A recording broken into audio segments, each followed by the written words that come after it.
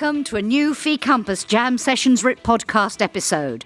This is our first Fee Campus Jam Sessions podcast recorded in front of a live audience, coming to you from the Fee Campus 2023 event, organised by Fee Campus in Brussels in March. My name is Jacki Davis. I am moderating both this podcast and the event itself. And I'm delighted that you have tuned in to this podcast in which we're going to talk about the issues at the heart of our discussions at this event on financial instruments in changing times. So I'm delighted to welcome Jonathan Denness, Head of Unit for Financial Instruments and International Financial Institutions Relations in the European Commission's Directorate General for Regional and Urban Policy, better known to most of us in Brussels as DG REGIO. And we have with us Oana Dordain, who is Deputy Head of the same unit in DG REGIO. Warm welcome to you, and a warm welcome also to Frank Lee, Head of the Climate and Social Advisory Division in the European Investment Bank, and to Emily Smith, Head of Unit for Climate and Urban at the EIB. So in the opening session of Fee Campus 2023, Peter Berkowitz, the Policy Director in the European Commission's DG REGIO, reminded us that these are not only changing times, the title of our event, but also, as he put it, very challenging and very uncertain times. And Risto Stoikov, the new Director of EIB Advisory Service, underlined and stressed the need for agility in the use of these instruments if we are to realise their full potential to meet the many challenges that we face, but also to seize the opportunities that they offer. The fact that around 500 people registered for this event underlines just how much this topic resonates across the EU member states. We also have plenty of good stories which are being presented in the context of the Fee Campus Showcase, a competition that gathers examples of successful financial instruments from across Europe and a variety of sectors used to address the challenges posed by a changing world. So lots of inspiration out there, lots of intense discussions on how to make the best use of these instruments and how to meet the challenges. Let's jump straight in. And Jonathan, a very warm welcome. We talk about challenging times. What have DG REGIO learned over the last couple of years about how these financial instruments can really support member states in responding to the different challenges that they're facing? Thanks, Jacki. And could I just say to begin with, isn't it great to be back together again?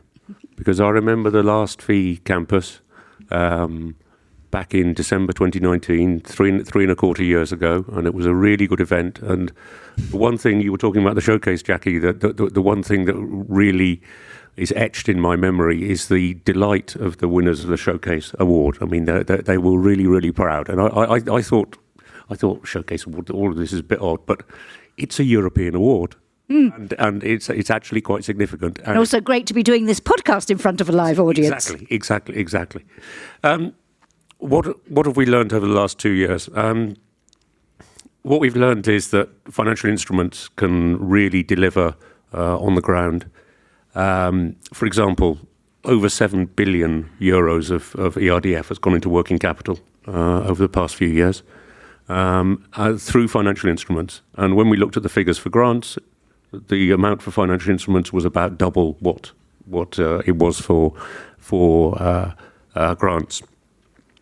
We've had some good examples from countries like Slovakia who put in place crisis instruments, but then we now have the conflict in Ukraine, and that's led us to have even more challenges, both in terms of refugees and in terms of energy supply. So we've seen an increased use of financial instruments during COVID-19, during the pandemic. Why do you think that was?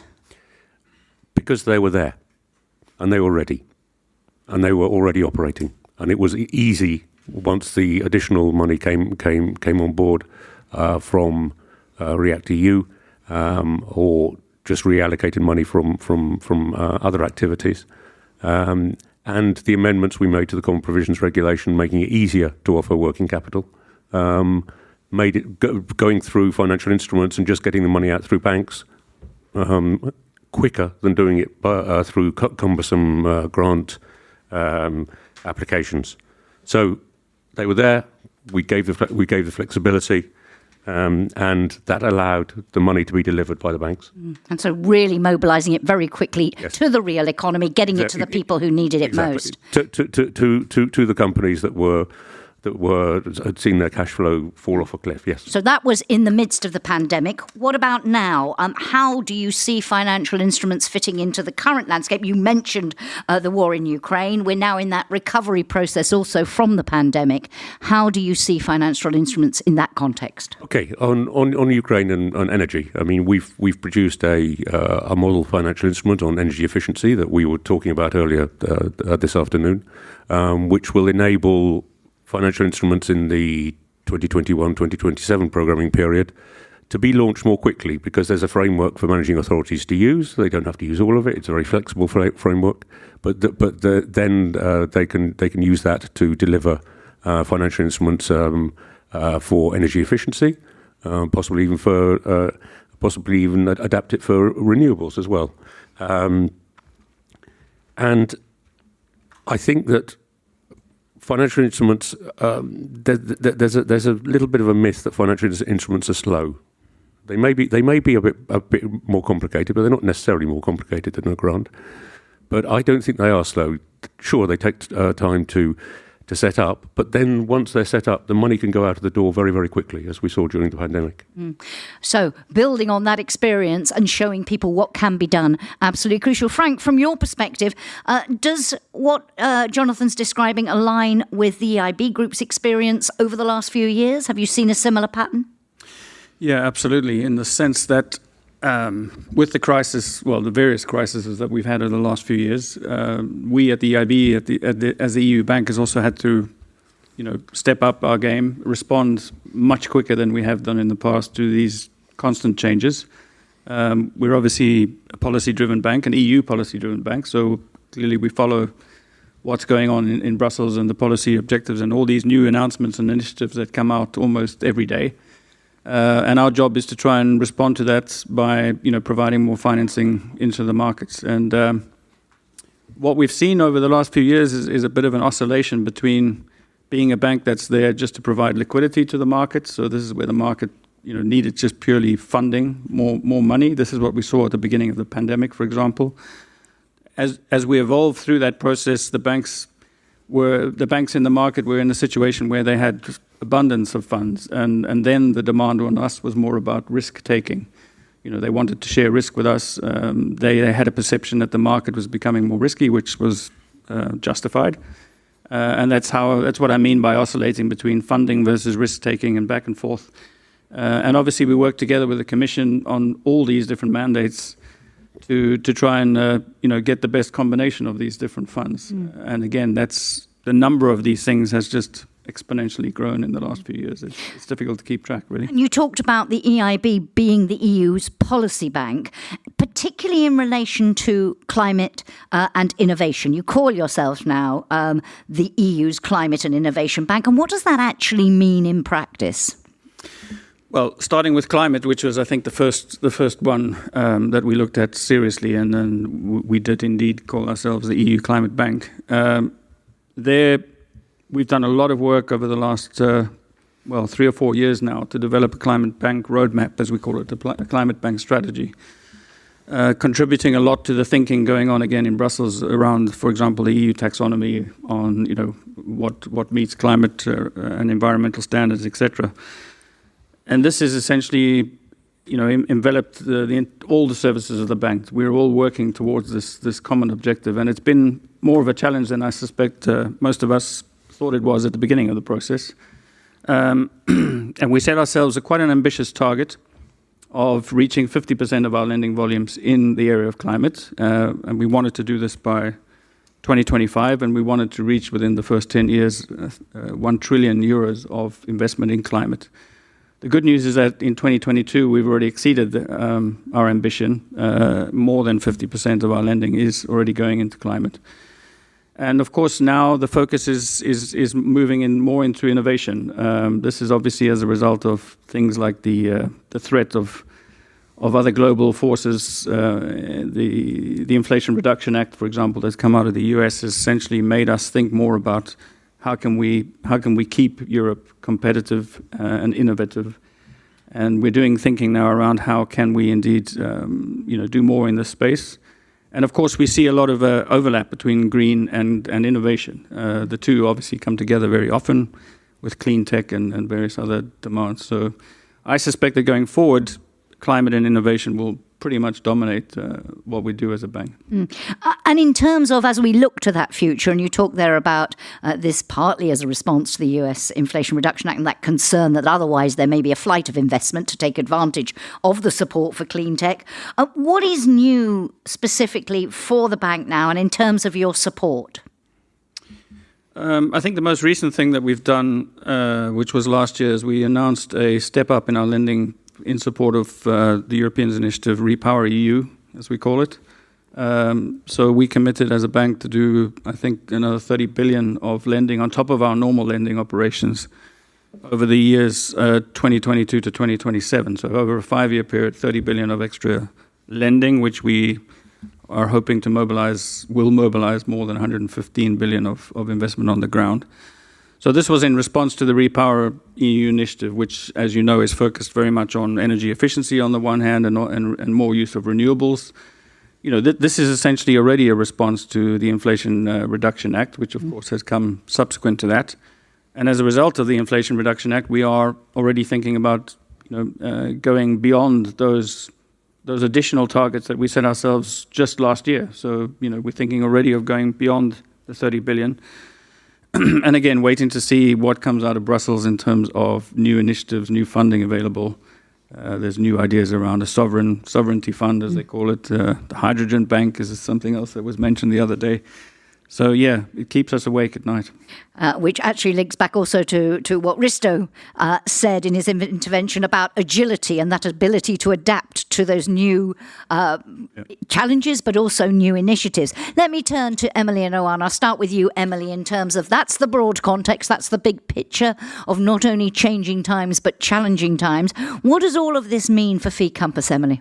Well, I think we hopefully all heard earlier that advisory plays a really key role in the development and implementation of financial instruments. We heard about diagnostics, we heard about market assessments, the importance of sizing instruments and so on. So I think good advisory support is an essential prerequisite for a good and successful instrument. And Fee Campus plays a really important part in our delivery of that service. You mentioned agility. I think Christo mentioned it earlier as well. I think when we began Fee Campus, managing authorities weren't as experienced as they are today. So a key challenge for Fee Campus is that it obviously needs to respond to the evolving market conditions, the evolving policy conditions, but also the fact that actually our stakeholder community is actually hugely more experienced and advanced than we all were when we began. So it's all about evolution, I think. And this event, Fee Campus, all about sharing lessons learnt so far, sharing experiences, but also sharing challenges. And when you talk about that support, can you tell us a little bit more about the sort of support that you are providing? Well, we obviously have the event today and the rest of this week, which is a great example. Hopefully everybody's familiar with the website, the case studies, the fact sheets. There's a huge amount of material on there. We spoke earlier about knowledge hubs, and they are really useful forums in which we really delve into complex issues like state aid, selection. There'll be one on combination coming up. But I think one of the areas where Fee Campus can perhaps provide more value added in the future is where we provide more member state specific support. So that's where we might work with a region or a managing authority in a given member state and really sit down with them, work on a very bilateral basis, organise workshops, trainings, carry out feasibility studies to actually understand, is there a potential for a financial instrument in a given market, in a given sector? And that's really useful for managing authorities who may not have created and implemented a financial instrument so far. It's also really useful when we're trying to examine new sectors, so push financial instruments in new areas. So a wide range of support, Oana. It's really great that the Commission supports the platform in doing this support work. How do you see that support evolving in the coming years? I mean, we are very happy with what is done under Fee Campus, and we are supporting it very much. And I think it's a great achievement between the Commission and the EIB Group. And I also think that we are benefiting from excellent expertise from the EIB, not only for technical banking aspects, but also for communication aspects. And FICOMPAS is a well-known brand now in the FI Campus world. And you see so many people here today, and we saw also during the previous session, and we hope to see as much in the next 2 days. And this is the proof that FICOMPAS works, yeah? And it proved it works during the last years. And John mentioned earlier the pandemic, and I would like to remind everybody how quickly we reacted under FICOMPAS to help member states to benefit from the flexibilities under the CRI and CRI+, and how many efforts we put to support member states in understanding the new rules for the 21-27 programming period. So we created all these podcasts, and maybe that's why we are here today. And we do the Knowledge Hub, and we did everything was needed online or in person in order to help member states. So we want to continue this, and we created also these models for SMEs, for equity, for energy efficiency, for European Bauhaus, and we did this with the EIB Group through FICOMPAS, and I think we did it in a very timely manner. So looking to the future, I cannot agree more with Emily that we will continue the mainstream support. And we are also very much keen to develop the targeted advisory support for member states. So you saw we are fast, we are quick, we are professional, we have expertise, we are knowledgeable, so don't hesitate to come to us. Can I just follow up on that issue of the models? Because you published model financial instruments for quasi-equity, for energy efficiency, and as you mentioned, new European Bauhaus as well. What do you hope to achieve through publishing the models? How do you see that working? In 14-20 period, we issued some guidance to member states, but we consider we were a bit late. So this time we did what was necessary to help member states in the implementation from the beginning. So what we wanted to achieve through the models was to help member states to take on board these instruments, to start reflecting about this at the beginning of the programming period. We also wanted to show to the member states that it is possible and that they did already these instruments in the past. So it was very important for us to show that behind these new names, in fact, we based everything on existing financial instruments which worked well in the past. So member states should not be afraid to take them on board. And we wanted also to emphasize the big change which we have in the new CPR regarding the combination of financial instruments and grants, and we wanted to show in practice how this would work. So these models are really toolbox in order to help member states to take what is needed and to put them in practice. And I also hope through these models that the member states will come to us, to FICOMPAS platform, and to ask us any questions, because we are happy to help them to overcome these barriers. Thank you very much. Indeed, I'd like to go out to the room now, take advantage of the fact that we are live. We have an audience with us. Not for questions at this stage, but if any of you are willing to share with us your experiences in terms of the use of financial instruments to address the challenges we've been discussing, whether it be during the pandemic, post-pandemic in the recovery, and in the current context of Ukraine, cost of living crisis, and whatever. And that point about the Common Provisions Regulation, we've been talking a lot about agility and flexibility. Maybe you can also share with us whether you're using those flexibilities or not. I see one. Yes, please. And please do introduce yourself to everyone. Hello, everybody. My name is Inga. I'm representing National Promotional Institution of Lithuania, which is called Invega, and I'm going to be a speaker in 2 panels, I think, in the campus tomorrow and on Wednesday. And actually, yes, we have quite a long-standing experience in implementing financial instruments and finance from structural funds as well. Period of 2021-2027 is going to be the 3rd period for us, where we are going to use structural funds money for financial instruments. And the amounts allocated for financial instruments are constantly increasing from one period to another. And of course, COVID situation and Ukrainian situation influenced our instruments very much. For COVID situation, we used mainly budgetary money, national budget money. But for example, in case of Ukrainian situation, we introduced specific advantages for Ukrainian citizens. Those are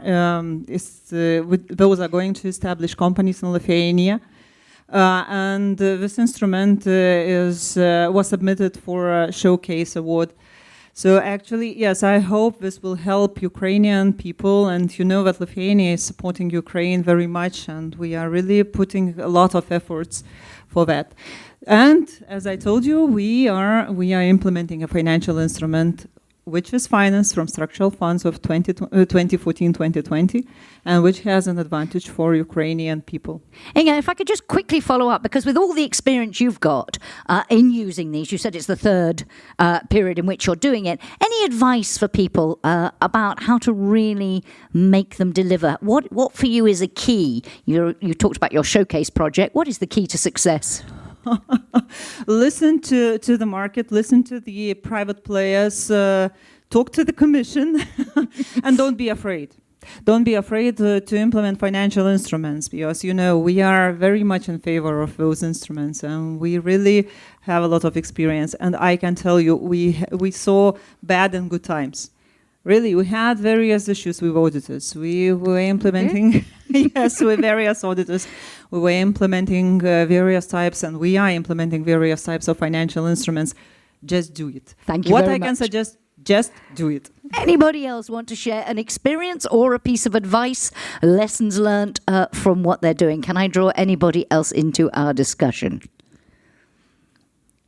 Maybe then just a quick reaction. I don't know whether anybody, any of our speakers want to react to that in terms of feel the fear, address it, just do it, don't be afraid. Anybody want to come back? Frank? Yeah, I think, Inga made the point. There's also, I think, another special ingredient, I would say, is that you really do need to have the public sector in its entirety behind what you're wanting to do. And we heard a lot about that today, I think, in the margins of the discussion about this sort of grants versus financial instruments competition. One thing that absolutely kills the success of a financial instrument is if you have some sort of competing grant instrument out there that's somehow being launched and run by a, dare I say, competing ministry, for example, using some other forms of funds, because this definitely leads to an unsuccessful deployment of a financial instrument usually. So, being joined up and coordinated and committed at the government level, I think is also very important. Did you want to add something, Jonathan? I would endorse everything that Inga said. Don't be afraid. It's not as bad as you think it's going to be. Any other people, anyone from the audience who is willing to join our conversation, share an experience, share a thought? Yep, please. Please introduce yourself. Hello, my name is Abel Mascarenhas. I'm the president of IFRU 2020 in Portugal. So we have a lot of experience in financial instruments. Our financial instrument is for urban rehabilitation. We have at the moment 1.5 billion euros of investment contracted, already 200 buildings that are renovated, and more 250 that are being renovated. So we are having very good results. But I think that I want to launch a challenge to our colleagues here in the table. So in our right we have EIB, over there we have the Commission, and I know they have a lot of knowledge in financial instruments. So I think the question is, we have now a major challenge. So do you think you have the technical capacity to help to design European financial instrument to help the reconstruction of Ukraine? Anyone pick up on that? Lots of pondering and thinking. Anybody? Who can I lure in? Jonathan? It's an idea, Abel. It's an idea. We weren't thinking about it before about a minute ago. Maybe we are now thinking about it. I think I think all the traditional advantages of financial instruments can apply to Ukraine. It's a little bit more complicated, and it's not yet a member state. So we would have to. There would be some complications about lots of expenditure on loans. I mean, the EIB can lend outside Europe, so perhaps Frank can talk about that. Pass the baton. Yeah. Frank? No, I think, well, it's an interesting challenge, as you say, Abel. And we went through this thinking actually 2 years ago when the 1 year ago, sorry. Feels like 2 years ago. It's actually only 1 year ago when the crisis broke. I think the issue that you need to really bear in mind in a situation like Ukraine is that, and this comes back to the challenge of when is it good to use grants and when is it good to use financial instruments. And I think we almost had a thought process, and this is unfortunately, let's say, our own, because of our own DNA as EIB, we always think in terms of loans. So we always thought, how can we go in and lend them more money? And of course, that's not necessarily what they need, right? So, I think there's a process where you say you need grants, you need a support mechanism to get them through the immediate crisis, and then it's about how do we rebuild, how do we support enterprises and economic activity, and that's where financial instruments, I think, comes into play. So our response, in a sense, was to have that transition focus and to say, all right, at the beginning, let's see how we can help them with grants or on balance sheet financing where we have very long-term repayment sort of obligations, and then as things start to recover, we can then start to introduce more sophisticated, let's say, instruments, financial instruments, repayable forms of support. So, we'll see if that works, I guess. So watch this space. And Oana, if I could ask you, as we're talking about the future and looking ahead now, what are your ambitions for financial instruments in the future?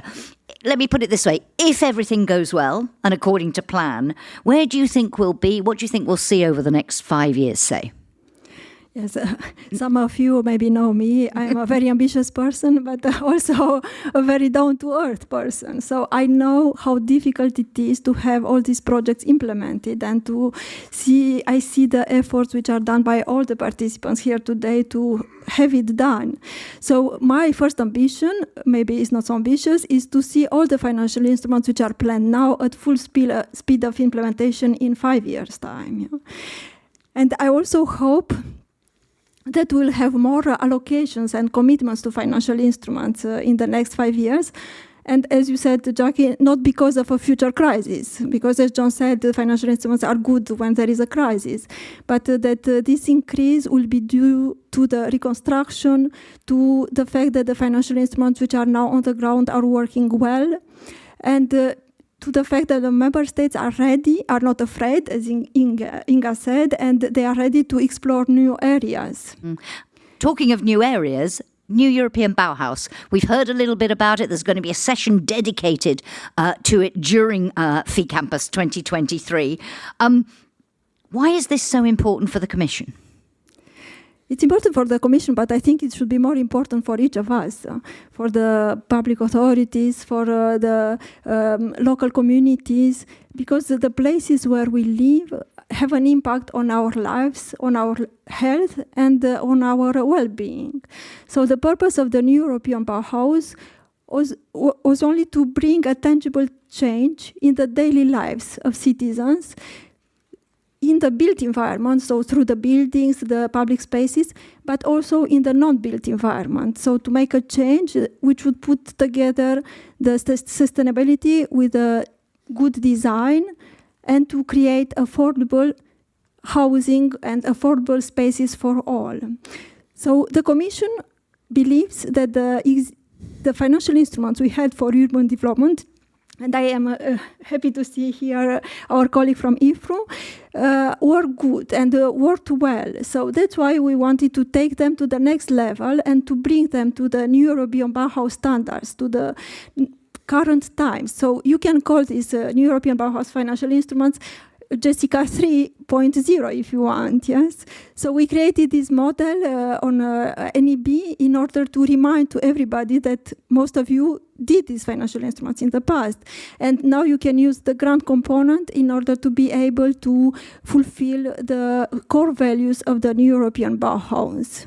Thank you. And Jonathan, coming back to you and looking to the future, we've been focusing in our discussions a lot on how the response to the pandemic and then now to where we are in the difficult situation we find ourselves, but looking more long term. And how do you see cohesion financial instruments fitting in with other EU priorities? We've had sessions at this event on the green transition. We're talking a lot about innovation, which we touched on earlier. How do you see this all fitting together? Can I just pick up a little bit about what Oana was talking about the new European Bauhaus? I have to admit I was sceptical about it as an initiative when it was first launched. But the response, and in particular from young people, has been really, really positive. And it's clearly the idea of having things that are inclusive, sustainable and beautiful sort of resonates with citizens on the ground. So please use the model, because this is something that the European citizens want and so on. Looking to the future, I mean, I'm preaching to the converted here, but I mean, financial instruments work. I mean, they are sustainable. They lead to more rational investment decisions. The reflows provide revenues back to managing authorities and ultimately to governments.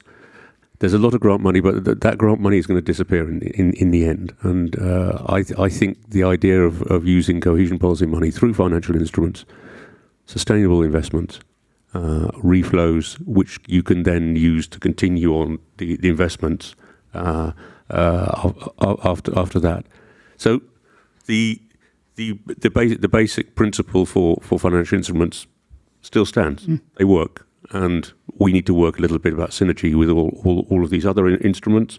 But everything's possible.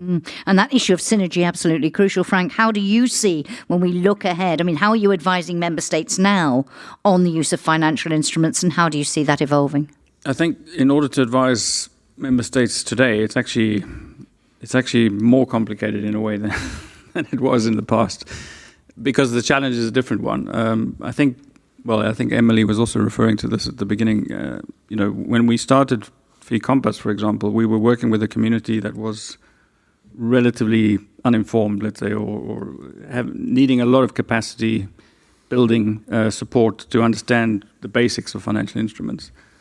I think due to Compass, but also obviously due to a number of other initiatives and the development of the community at large, we've moved on.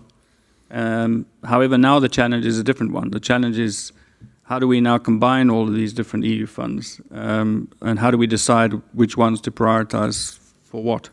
As advisors, we try to give the best advice to managing authorities on what they should do. And I suppose it's about using the different EU funds available to them in an optimal way.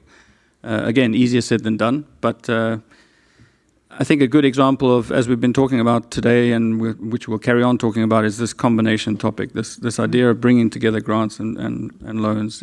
I said it before. It's a game changer, and I think the reaction, even in this half day of starting Campus, has demonstrated that managing authorities have picked up on this game changer opportunity, and this is, I think, the best advice is to just go for it, as Inga was saying.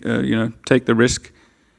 Get the grants and the financial instruments together, because you can do so much more with that combination, whether it's through the new European Bauhaus that Oana was mentioning, or whether it's just helping to do deeper renovation when it comes to energy efficiency, or whatever the issue is. It allows us to achieve better and higher impact if we can combine these resources in that way. And reach people that you can't reach with financial instruments alone. Exactly. So, Emily, we've been talking about these model financial instruments and how they work, and this idea that they're used to pave the way for the development of new joint products, providing this additional firepower for member states to achieve greater impact in their regions. Can you give us, let's concretise this, let's put it very practically.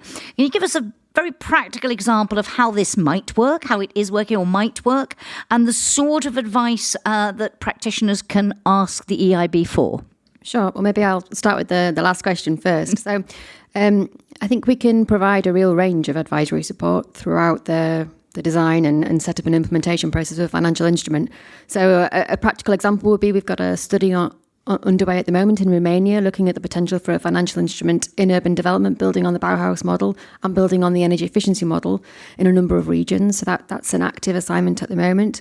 We've carried out ex-ante assessments in a number of member states and regions. A practical example of that would be one that we did for the Occitanie instrument, which was presented earlier. We have provided support in relation to fund setup and structuring and the selection of financial intermediaries.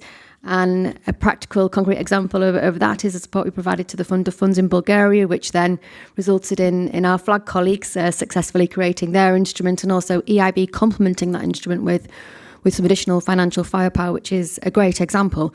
But the design and setup is only part of the story, and I think that's something that we've really sort of grasped more latterly. We also need to give a lot of attention to actually supporting the effective implementation of financial instruments. So we have a great example at the moment of an assignment in Malta where we are working with the financial intermediaries, the managing authorities, to really try and help them deploy the instrument on the ground, help them grapple with eligibility. And we've created an online web tool to help them assess the energy savings and the eligibility of the projects on the ground, again with a view to speeding up and facilitating deployment. So there is a full spectrum of advice and support available that can accompany managing authorities, A to Z through the start to finish of a financial instrument. So if we can only encourage you to approach us if you have good ideas and you want help and support. And of course, one of the key objectives of the FEE Campus event is not just to share experiences, but also to identify where those needs are, to let you all know what the practitioners actually need from you and where more support is needed. And then you adapt and show that agility we were talking about in order to respond to it. I'm going to come out to the room again to see if there are any more questions, particularly perhaps on the issue, because we had a session this afternoon on the green transition with a lot of focus on energy efficiency. I don't know if anyone has any questions or comments, and then I'm going to put our speakers on the spot before we end this podcast. So I'm going to take one there and then next to you. Please introduce yourself and please be brief. Hello. Yes, hello. My name is Edith Lakatosh and I'm from Housing Europe, so the Federation of Social, Public and Cooperative Housing Providers. And I just wanted maybe some information on the advisory services, because as the Lithuanian company says, you shouldn't be afraid, but I think it's more of a question of how you set up financial instruments. So capacity building is key, and EIB has some advisory services available for that, right? Thank you very much. And indeed, that issue of capacity building was raised in our session today. People saying that may be one of the big barriers to taking it up. Who can help us in terms of the support for capacity building? Emily, please. I can try and take it, yeah.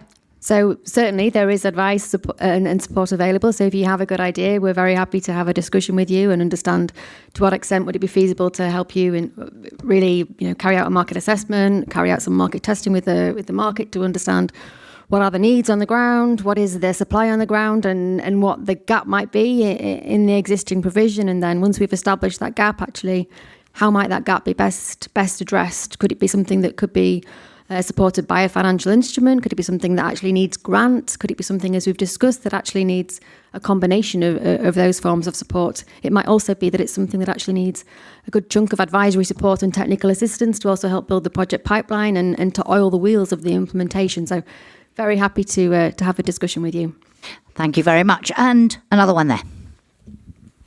Hi there, my name is Nikos Mantsouvas and I'm heading the Greek agency. In Greece, we have delivered and developed and delivered a number of financial instrument products in the past and currently, and very successfully. And what I would say, given that experience that I do have, is that having the European Commission and the European Investment Bank joining forces is a very powerful combination. So I would urge everybody to take advantage of this combination. It can bring tremendous results. Thank you. Thank you very much indeed for sharing that. Any other thoughts, experiences to share, questions to our speakers? Maybe if I can add to Edith question about affordable housing. I think the actors, the stakeholders involved in affordable house should also contact the managing authorities, because there is technical assistance available in the programs for this particular case. So you should not hesitate to contact the local decision makers for structural funds. Thank you very much indeed. Any more questions? Or are you happy for me to come back to our panel and go on grilling them? So I'm not going to ask any difficult questions now. I'm going to ask you a very simple one, which is, we are now at the end. This podcast is being recorded at the end of day 1 of FE Campus. We have 2 more days, day and a half to go. For each of you, what are you most looking forward to over the next day and a half, and what do you hope will come out of this event? Oana. Yes, I'm very happy, really happy to see so many people here in person, and I look forward to hear about their experiences. And the session we had already was very interesting, and I learned myself a lot of things. And I am also very open to feedback, so I am really hoping that we'll have an active participation and active feedback to us. And we had hard work during these last 2 years. And I hope that this event will be also an opportunity to celebrate what we achieved together and to have some fun. Absolutely. And being together in and of itself is such a delight. People also enjoying themselves and networking and recontacting people they may not have seen for a long time. Frank, what are you looking forward to, and what do you hope will come out of it? I guess it's something similar to what Oana is saying. And also Jonathan mentioned at the beginning of this podcast that we're happy to be back physically meeting people again. It's been a long pandemic, as it were, where we had to do a lot of stuff online. So I think the main benefit for me really is to be able to see physically people again, to be able to have these sort of chit-chats in the corridors that we haven't been able to have. Because invariably that's where you learn a lot. That's where you get inspired a lot from others that are doing the same sort of things that you want to do. That where you can have open conversations about what the challenges are, discover new solutions that people are implementing somewhere else. It's one thing to hear from us, the Commission or EIB. We stand up and preach the regulation and what have you. But the reality on the ground is something very different. We're aware of that, and I think this is the reality on the ground, is in the room today, and at the event, and I think that's the best thing we can hope to get out of this 3 days of being together. Thank you very much, Emily. It's been said, but for me, it's all about reconnecting. There's already a real buzz, I think, around the event, so that's great. And we had some really good questions in the first session as well, so I hope that continues. And takeaway, I would personally like to hear more from participants about combination and how they're going to take forward practically the new flexibilities that Commission colleagues managed to secure for us all, because I do, as Frank said, think that is a real game changer. And I hope that everybody leaves the event really grasping the art of the possible as far as combination is concerned. And that issue, of course, also the focus of another knowledge hub that's being planned for managing authorities. So looking for ideas on what sort of conversations need to happen. Jonathan, you have the last word. I would like to talk about the other C word, continuation. I want to hear from managing authorities and others about how they're planning to roll their financial instruments from the 14-20 period into the 21-27 period. We think we made it very easy for you, but I'd like to hear what you're planning. And what am I most looking forward to? The expressions on the faces of the showcase winners. Oh, what a lovely note to end our podcast on. Will you join me in thanking our speakers very much indeed for a great discussion, and thank you to you for your great comments and questions.